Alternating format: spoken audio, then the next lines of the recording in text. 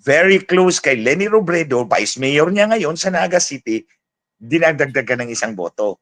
So, si Bordado dinadagdagan ng isang boto for every 2 votes na kinaltas kay Villafuerte. So, it has to be a certain percentage like that. Bakit? Kasi, hindi ka pwedeng mandaya ng whole numbers. Kasi if it's whole numbers na ibibigay mo sa isang kandidato, chances are lalagpas ka sa registered voters per precinct. Lalagpas ka. May set limit kasi bawat presinto. Expected. Kasi there was enough na ipinanalo para hindi matuloy ang impeachment. Ang tingin ko, si foreign power, theoretical to, if the foreign power was indeed intervening, ayaw nila ng impeachment. Kasi baka revolution. So, they would rather prefer to maintain a pliant Marcos. They would rather maintain a pliant Marcos than lose him because alam nila may hawak sila kay Marcos. So that no tipping point will happen, di ba? Parang alam na nila na kapag dinaya itong eleksyon na kagustuhan ni Wakwak, baka magkaroon ng tipping point and it will destabilize the Marcos regime.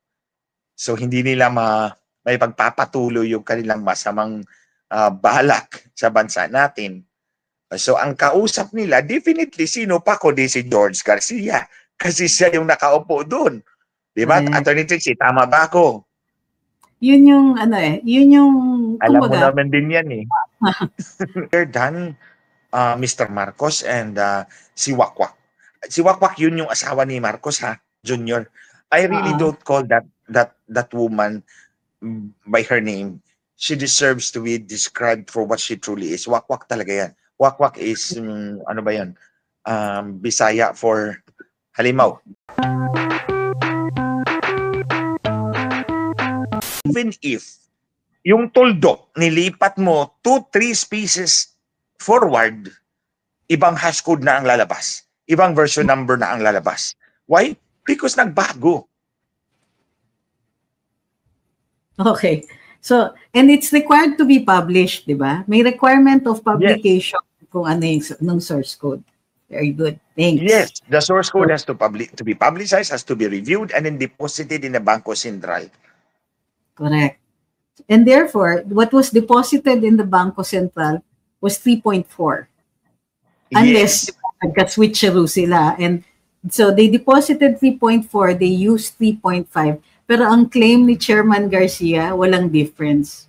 Walang difference. Mali yan. Actually, Attorney Trixie, mga kababayan, nung source code na ni-review, kinumpile na nila yan. And the trusted build is version 3.4. So ito yung dineposit sa Bangko Sentral. Subsequent to that, binago nila yung source code, nag-recompile uli sila, kaya ang lumabas 3.5. At yun yung niload nila sa makina. So, this is also one of the grounds na ginamit, if I'm not mistaken, ni Attorney Torreon to petition for the recount. Hindi po ako nagkakamali kasi marami nang nakapansin yan So, okay, so that's one violation of the law. Ang question ko, would this merit a TRO? Kasi, di ba, the proclamations have been made. Pero, this goes into the heart of the vote. So, does the discrepancy between source codes alone merit a recount, or do we need to go to the next topic pa? Kasi by itself, iniisip ko by itself, it can trigger a TRO in a fair fight.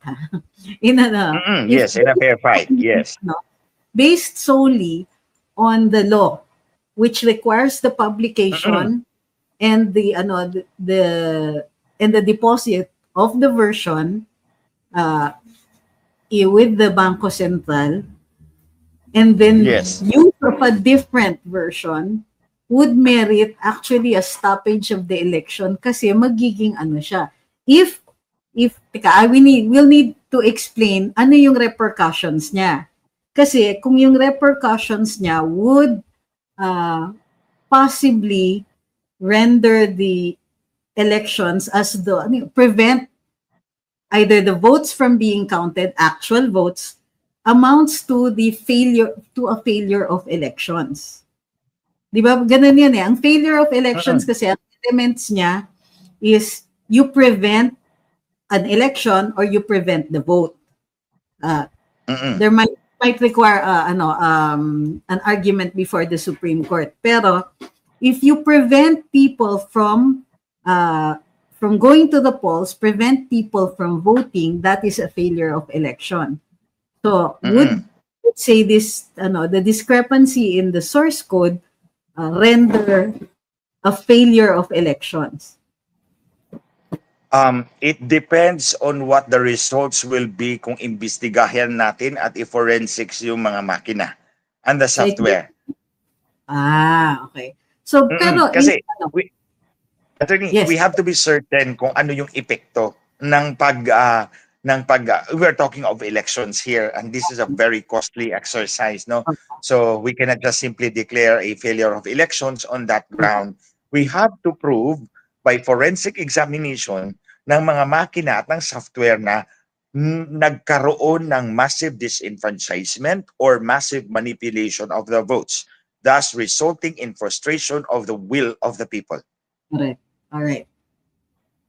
So, in which case, we can go to the other issues, because if put together, if put together, we can reasonably say that there has been, the vote has been thwarted.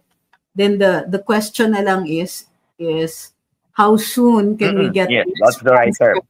Diba? So, ano yung ibang like, bakit nagkaroon ng yung tumigil?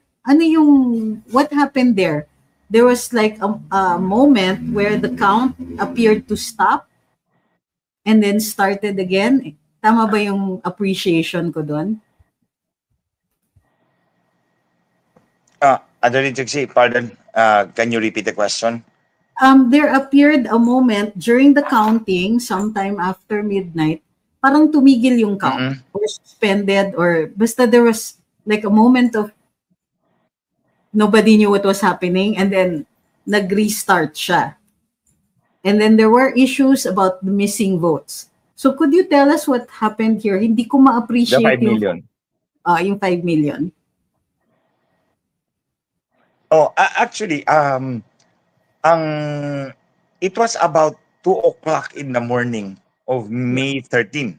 So, May 12 yung election natin. And then, nagtatransmit na yung mga resulta beginning 7 o'clock ng gabi. Kasi may mga presinto naman actually natatapos ng maaga. Like, 100 lang ang botante kasi it's a far-flung barangay. So, madaling matapos yan. So, yung teacher nagpiprepare na. And by exactly 7 o'clock, magtatransmit na sila. Well, that's understandable. That actually happens. Now, ang unang reklamo ng NAMFREL at PPCRV is that sa halip na yung transmission ay direct sa kanila, hindi. Binabundle muna ng COMELEC at si COMELEC na server ang nagtatransmit sa kanila instead of the machine actually transmitting direct to them. So yun, isa yun sa mga reklamo ng mga watchdogs, NAMFREL and PPCRV, na sa halip na yung resulta ay galing sa presinto na pupunta sa server nila, hindi. Lahat ng resulta doon muna sa COMELEC na binabundle nila, then ibabato nila sa servers ng NAMFREL at PPCRV and the transparency server for that matter. Now, that's one question. Bakit ito na naman yung sinabi ni George na wala ng intermediary server, but it appears that there is an intermediary server. Meron siyang queue server, you call it meet me room, queue server, intermediary server. Doon muna pumapasok yung resulta. And then nasisilip nila yung resulta bago it is published to the public. So, the question is, kung nasilip mo na, bago nasilip at nalaman ng publiko, you can manipulate the election results.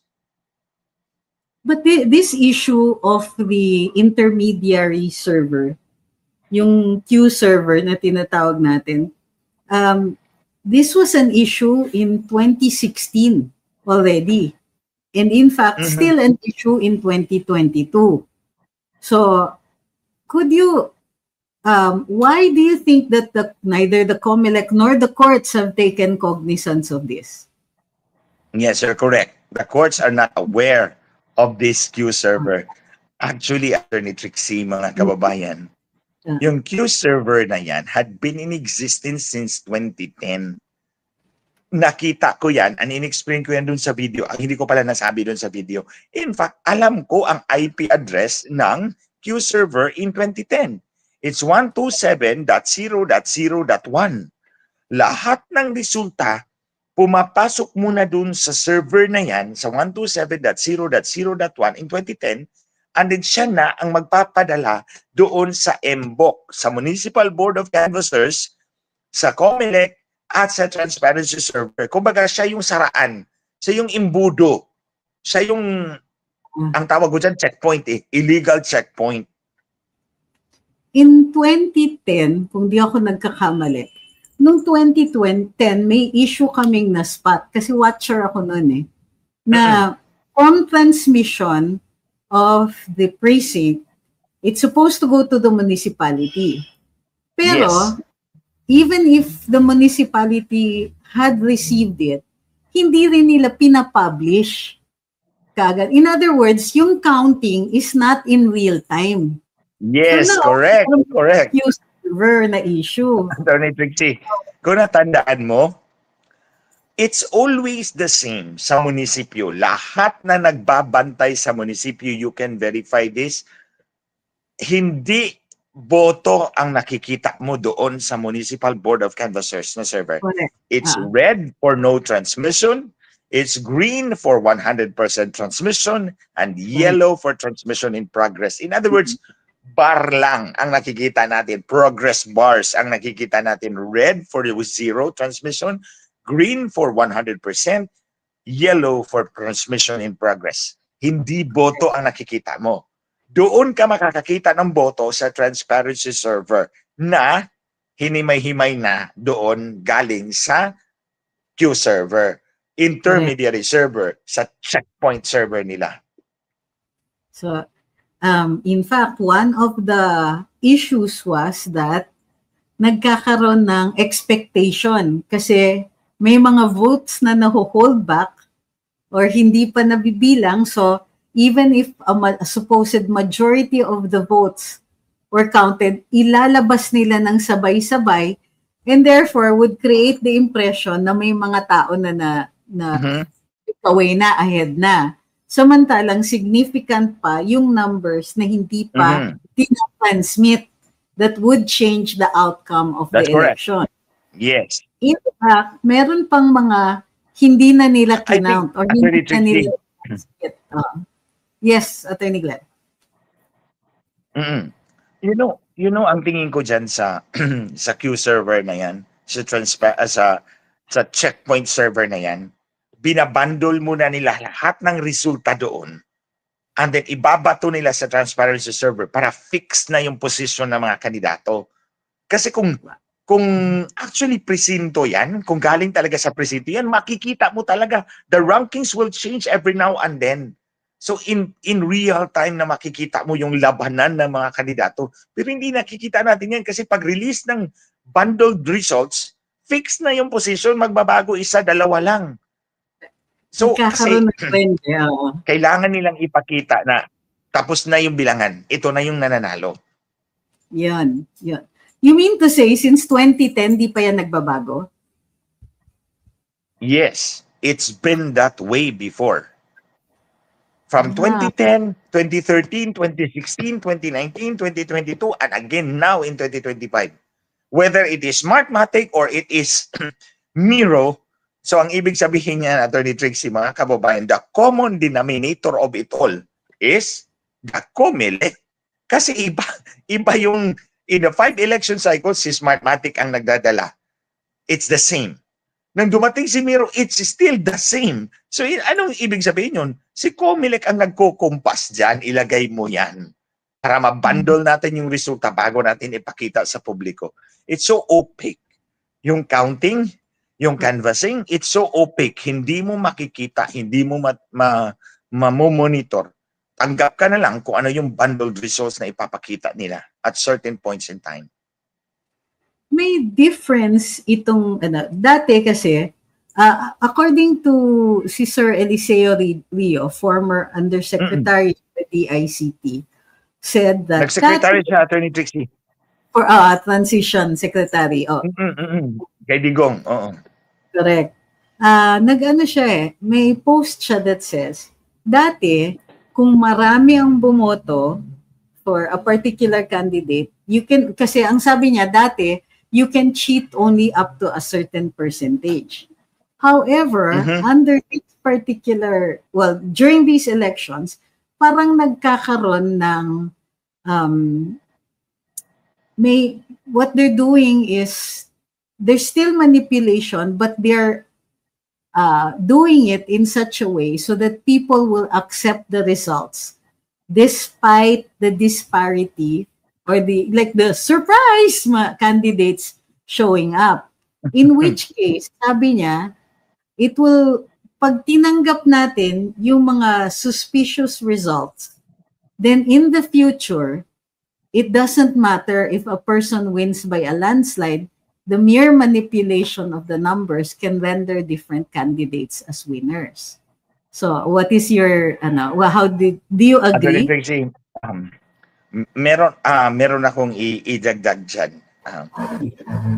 I've always been very vocal about the manner in which manipulation of the result is made.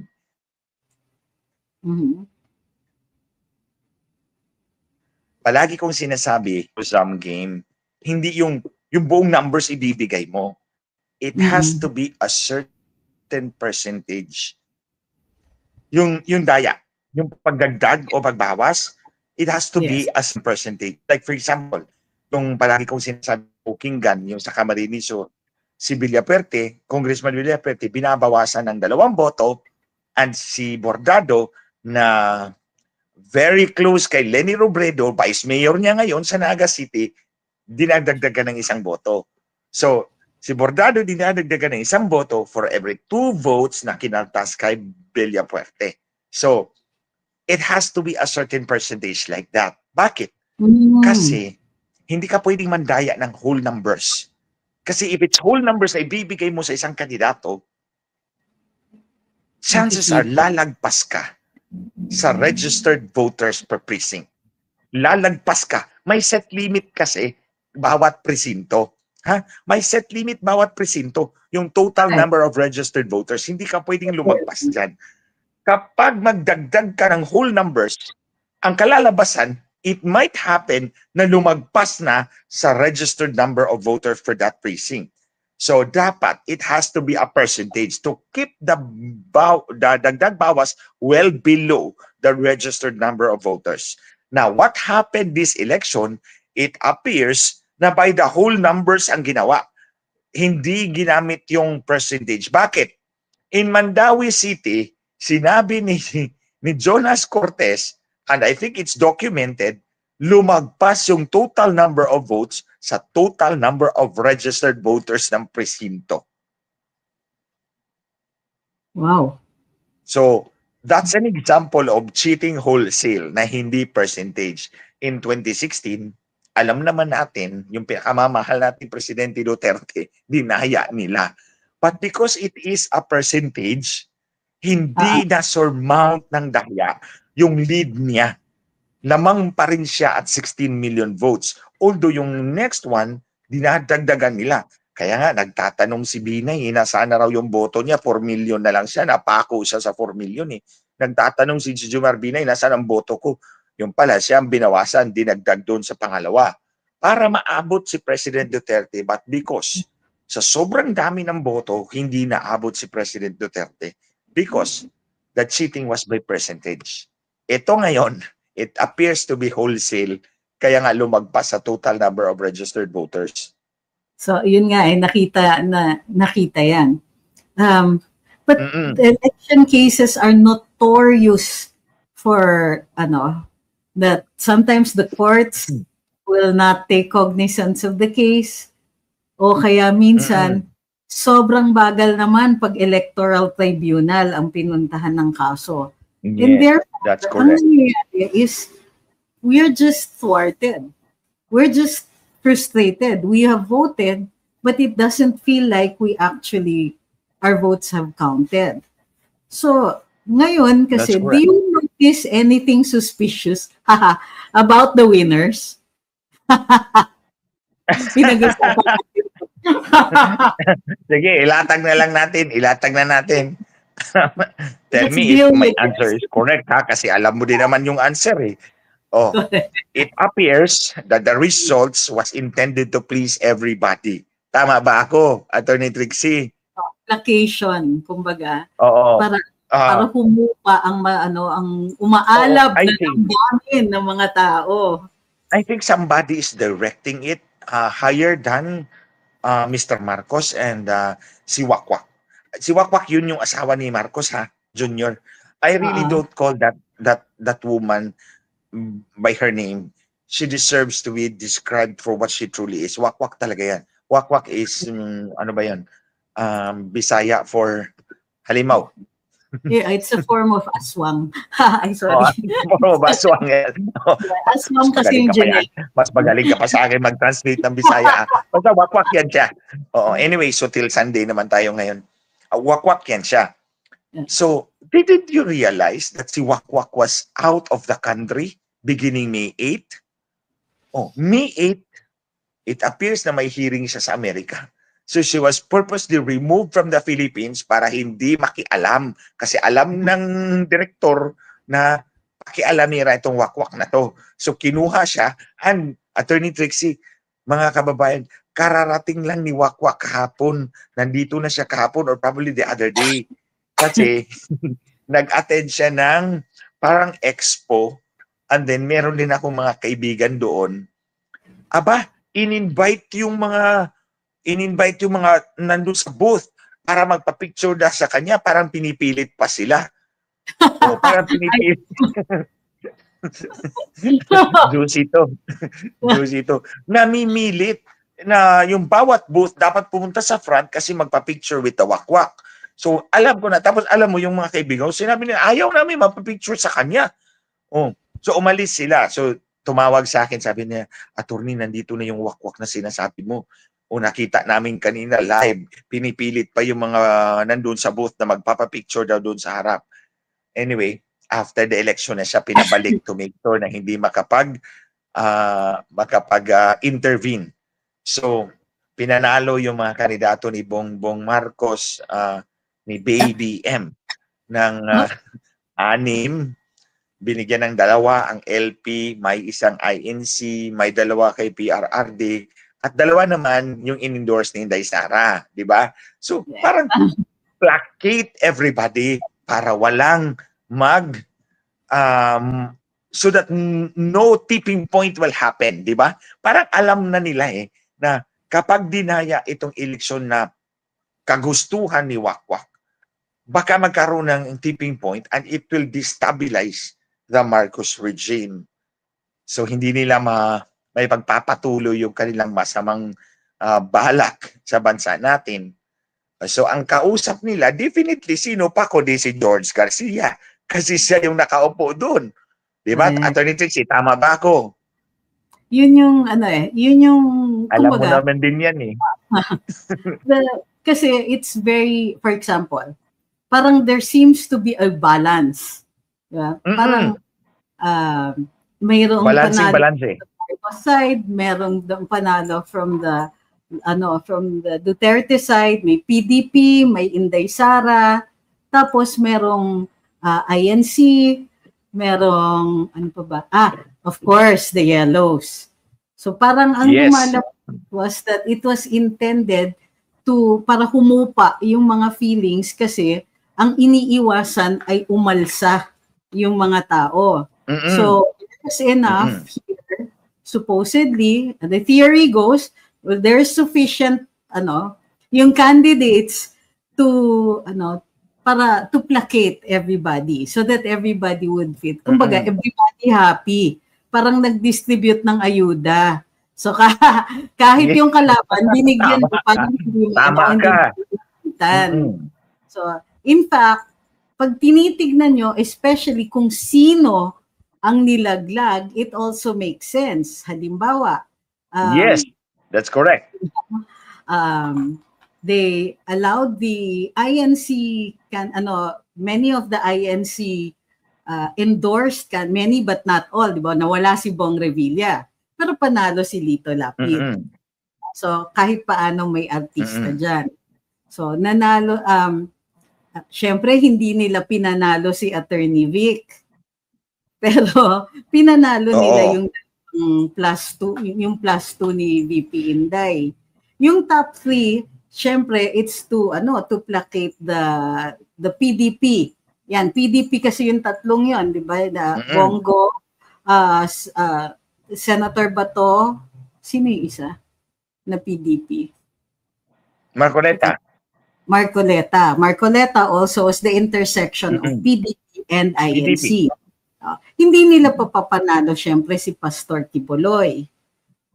So, kumbaga at tapos yung mga sinacrifice on the Alyansa side, si Abalos.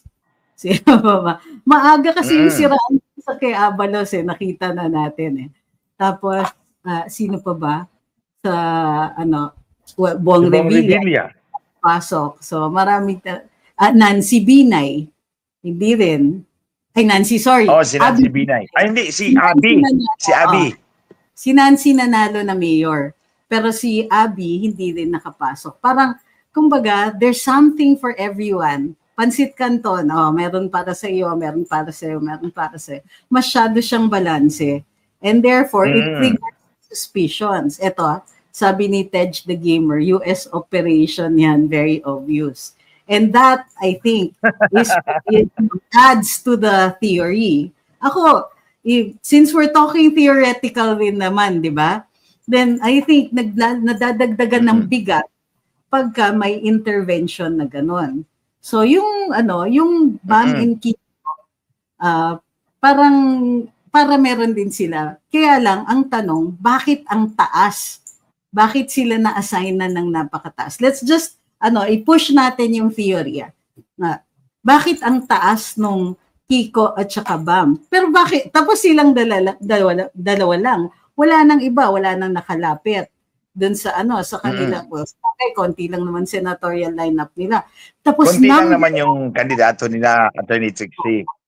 Pero number 1 ang Akbayan. It's never happened before.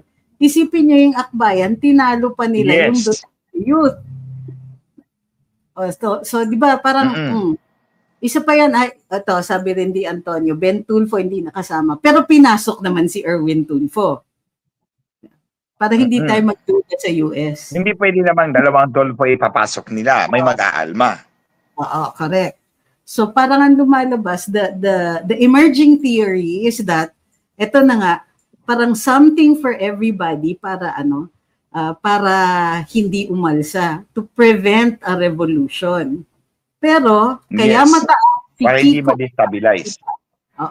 Kasi, hinahanda na for 2028 yung mga kandidato ng foreign power. Di ba? That I agree, Attorney Trixie, because at this moment, nirehabilitate na nila si Leni Robredo, di ba?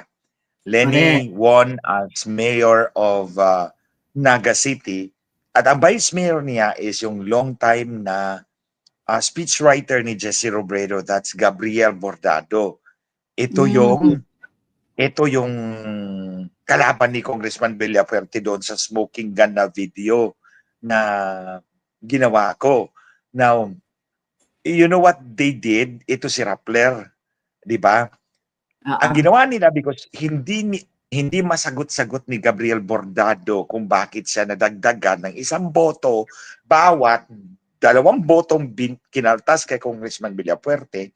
And for the information of everybody, 13,000 plus votes ang kinaltas ng 99 voting machines kay Villafuerte.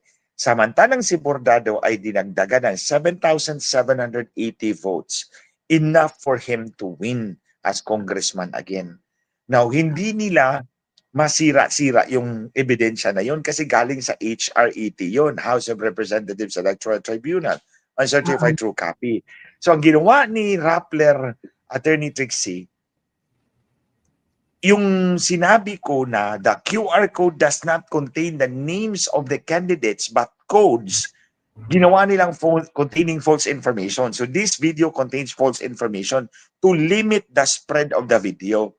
Now, nung nandun tayo sa assessment, di ba, pinakita sa video si George Garcia na sinabi ni George Garcia na hindi naman talaga laman ng QR code ang pangalan ng kandidato. There you have it.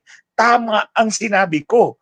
So ngayon, si Rappler naman ang tatargeting ko next after kay Facebook. Now, ito, ano to, Attorney Trixie? Si Rappler is, kaakibat talaga yan nila Leni Robredo. They will push Leni Robredo, and with the aid of Bam Aquino as number 2 and si Kiko as number 5, they have a chance to push her for president in 2028. So, kaya na nga, mga kababayan, delikado si Inday Sara kung itong makina pa rin ang gagamitin sa 2028. Nice. Did you notice na pinatakbo nila si Leni as mayor and then she will jump off towards the presidency in 2028, replicating Rodrigo Duterte. Para mas hindi nila masasabi, no? Good point. Very good point. Kumbaga, nangopya ng playbook. Kinopya nila yung playbook ni President Duterte. So, I would not be surprised, Attorney Trixie, mga kababayan, kung suddenly si Rappler will be trumpeting the good things that Leni Robredo will do as mayor. O, di ba? Mamimigay ng tsinelas. My goodness. Mamimigay ng tsinelas. O kung ano-ano pa. And of course, sigurado si Leni Robredo na hindi siya, asigurado siya sa posisyon niya. Kasi si Gabriel Bordado ang vice mayor. Susunod at susunod lang yan sa kanya. Kaya nga eh. So ano yan, wild card kasi nagpo-presenta si Senator Risa. Hindi. Attorney Trixie, gusto na niyang unahan. Gusto na niyang unahan. Tingin ko yun, nagpo-presenta siya. Na, bago. Unahan na niya. Oo, correct. Ang problema alam na niya kung saan patungo yung storya nila. Correct. So, ang ano pa nga dyan is tapos in the meantime, yung ICC and all of that, i-rehash nila. Ito yung problema, yung unexpected outcome. But probably expected. Kasi there was enough na ipinanalo para hindi matuloy ang impeachment. Ang tingin ko, si foreign power, theoretical to, if the foreign power was indeed intervening, ayaw nila ng impeachment. Kasi baka revolution. So, they would rather prefer to maintain appliant Marcos. They would rather maintain appliant Marcos than lose him because alam nila may hawak sila kay Marcos. Better si Marcos sa kanila. Oh, correct. Kasi at least yun, na kaya nilang galawin kaya nilang i-manipulate. Very, very willing. That's correct. Very correct. Diba, ano tawag sa kanya, wakwak ba? Naghahanap ng in to get an appointment with President Trump. Hindi, actually, Attorney Trixie, to do justice to what this wakwak has done to us, the better term is she's stalking Trump. Ini-stalk talaga niya si Trump.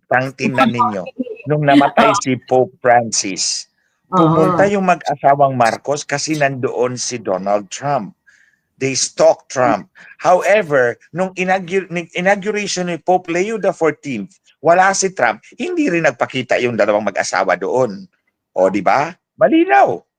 Eto, Ma'am Julieta, hindi namin sinasabi na si President Donald Trump kasi he will not, tingin ko hindi niya iindahin ito. It's the deep state. It's the US deep state. Hindi naman united pa yung US federal government eh. Alam nyo ba, semi-autonomous ang CIA at saka ang defense dyan. In fact, kahit tignan ninyo yung setup sa US Embassy, doon sa US Embassy mismo, may politika pa between yung CIA operatives nila, yung defense operatives nila, yung liaisons nila with the national police. Lahat yan, may beauty contest yung tatlong yan. So, that's true. Yung state, yung CIA, yung defense. Na may beauty contest yan sila palagi. And nag-ooperate sila kahit hindi alam ng presidente. Ngayon, it was easy during the time of President Joe Biden because he was barely there, di ba? Literally speaking, was barely there. So, but in this case, they have done it even with previous presidents na tumatrabaho sila kahit hindi yun ang polisiya ng Pangulo nila. So, it's not surprising. Hindi namin, walang sinasabi dito na President Trump. Attorney Trixie, just to clarify, Ma'am Julieta, I don't think Trump will agree to that manipulation if in case he knows. Because Trump was victimized. Siya mismo, biktima siya dyan at naniniwala siya dyan. So, kaya nga hindi niya pinapansin si Marcos eh.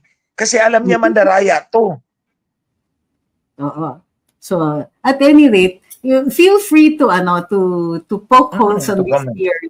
Okay lang naman, that's the point of explaining or proposing a theory so that you can contribute, either point out kung may weaknesses yung argument dito, or if there's anything else that could support it. So, but thank you for your comment, ma'am. So, eto sabi ni Tej, napahiya kasi ang US sa Congo at Burkina Faso. Ano nangyari sa Congo? Sa Burkina Faso, si Colonel, sino ba yung Colonel na bata, 30 plus years old lang, di ba siya yung naging presidente? Correct. Pinatalsik niya yung mga French and other foreign soldiers there in Burkina Faso. Both, in both of them, pareho sila yun, Colonel Tuare. Tama ba yan? Tuare, yes. Si Colonel Captain yata yan siya dati. Captain Tuare. Oo, kapitan lang. Kapitan, mababa yung junior officer kasi bata pa eh. So, bata pa nga yan siya. He's 35 years old and he's the youngest president in the world, I think. Si Captain Tuare. So, Burkina Faso. Captain. But I heard he's doing good. Yun na nga eh. Yeah, they don't want that eh. They don't want an independent-minded world leader or leader dun sa of any country. Alam mo, Attorney Trixie, that guy, si Captain Tuare, he's still receiving his salary as captain. Hindi niya tinatanggap yung salary as president. Ang tinatanggap niya yung salary niya as captain. Yan. Bata pa nga. Which actually, they're gonna change the world. Nag-donate yung Saudi Arabia dyan sa kanya ng about 200 mosques at sinabi niya hindi ito ang kailangan ng kaumbayan. Ang kailangan namin kapital, kailangan namin ng negosyo, kailangan namin ng edukasyon, hindi mosque. And maybe we can also, kung there are enough na national leaders who are independent, will be able to break out of yung stranglehold ng West. For example, Big Pharma. Look what Cuba has done. 'Di ba sa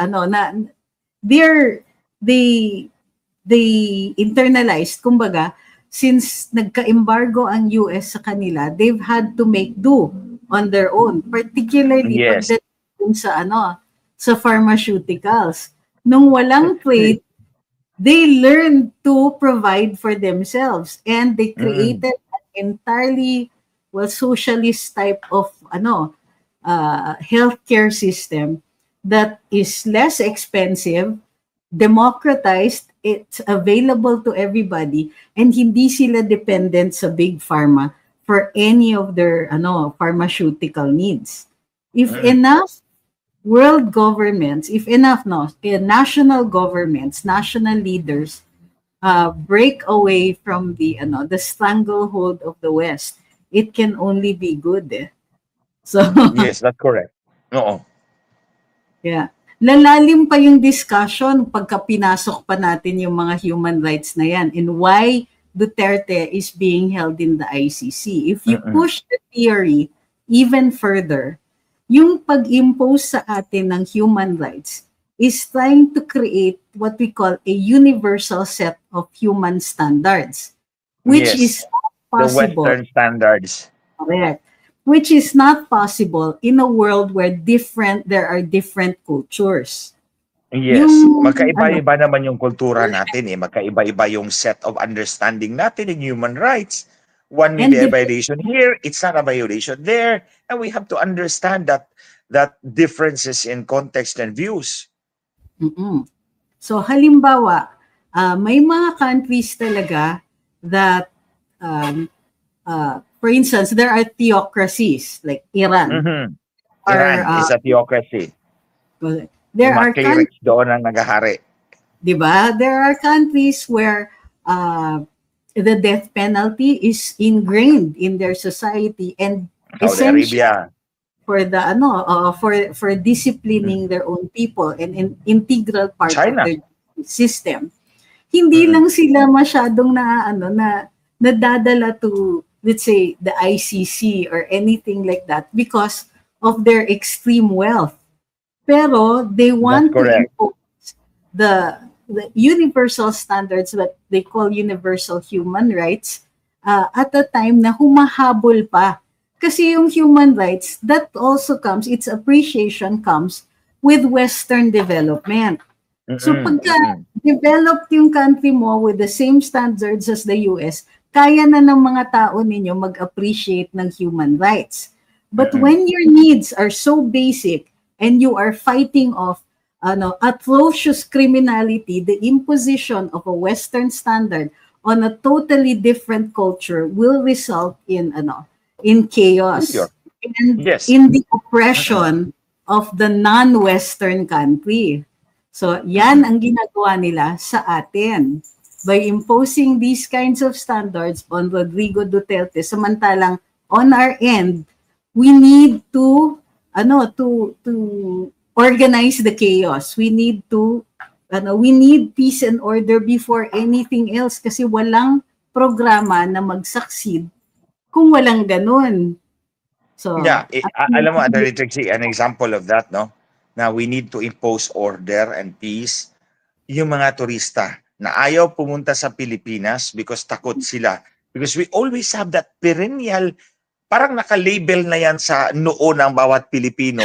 That country is violent. Maraming kidnapping, maraming patayan. That's why we have to impose peace and order at all cost. Kasi malaki din naman yung contribution ng tourism sa ating ekonomiya. Makapagpapalago yan sa buhay ng bawat Pilipino. But you see, si Thailand has 38 million visitors. Vietnam has 32. Tayo, we've been languishing at 6 million. Pinakamataas bago ang pandemic, 8 million. Hanggang dyan lang tayo. And to think, we have so many, of course, so many attractions to offer.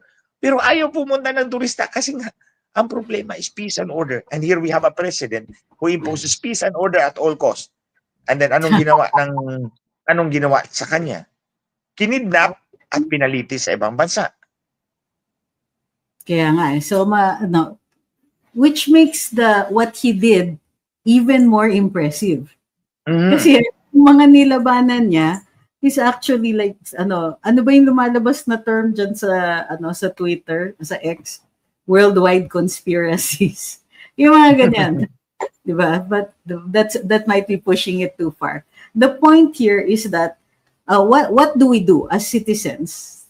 For instance, can we question or can we join a petition questioning the results of these elections? I think siguro ganito, Attorney Trixie, mga kababayan. Hindi pa natin pinag-usapan yung 5 million, ha? Yung Ay, 5 oo nga. million na kinaltas nila. Sige, dito muna tayo. Quickly So, lang. 5 million muna. At 2 o'clock in the morning of May 13, 2025, na-detect ng media na bumaba yung mga boto ng mga kandidato. Bumaba yung boto ng mga kandidato from the previously published votes before 2 a.m. ng May 13. You know, Attorney Trixie, ang magnanakaw sa ilalim sa kadiliman ng gabi talaga gumagawa ng milagro. Yan yung thief in the night, ano? Oo. So, na-notice ng media na ito na yung boto ng mga kandidato, then suddenly, biglang bumagsak. Biglang bumaba after 2 a.m. So, alam naman natin na yung election is always addition. Palaging plus yan, wala namang negative wala namang minus So, the Comelec came up with the excuse that at 2 a.m. nilinis nila yung canvassing ng results kasi nagdoble daw yung election return in 15,001 precincts. Yun ang sinabi nila.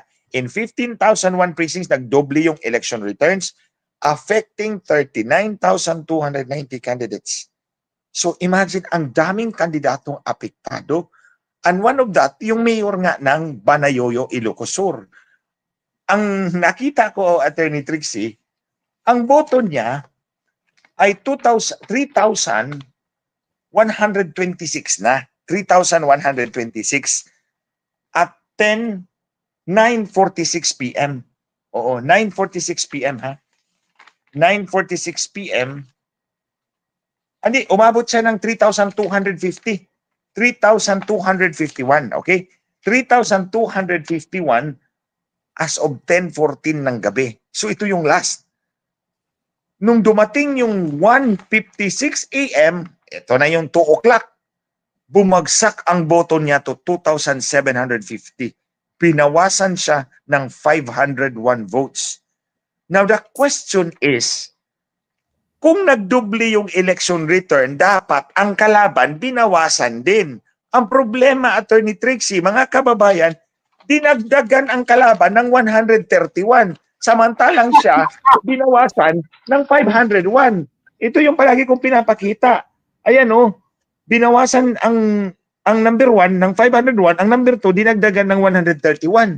Hindi totoo ang sinabi ng Comelec na duplicated election return. Kasi di ba, Attorney Trixie, pag sinabi mong duplicate, kung nag-duplicate, pareho dapat yung candidate number 1 at candidate number 2, bawasan mo yan.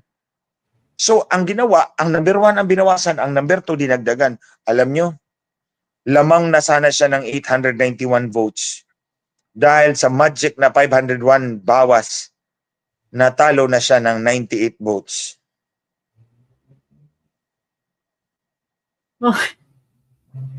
So ito malinaw talaga to. Attorney Trixie, malinaw talaga to. Actually, may tumawag sa akin isang grupo the other day. Sinabi na, attorney, meron ka ba diyang naka-drill down na data doon sa mga presinto para ikontra natin sa Comelec? Sabi ko, meron ako, yung Banayoyo pa lang.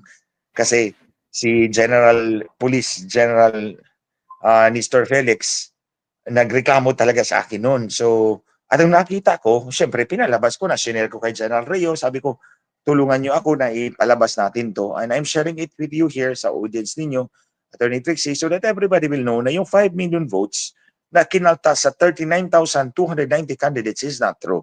Hindi totoo yun. Kinaltas lang talaga nila yon without actually any duplication of ER. Because itong Banayoyo is the biggest evidence to disprove the Comelec. Wow.